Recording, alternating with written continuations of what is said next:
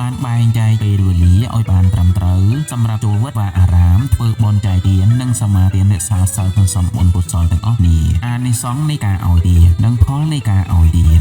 ថាការធ្វើទានគឺមានចិត្តជាប់ជំពាក់នៅក្នុងទានប្រាថ្នានៅក្នុងទានសង្ឃឹមផលនៃទានហើយពួកគេបានគិតថានៅពេលដែលពួកគេលាចាកលោកនេះទៅពួកគេនឹងត្រូវទទួលបានផលនៃទានផលនៃបុណ្យដែលពួកគេបានធ្លាប់ធ្វើហើយពួកគេក៏មិនបានគិតដោយពួកក្រុមទី2ដែរមិនបានគិតថាការធ្វើទានការធ្វើបុណ្យជារឿងល្អ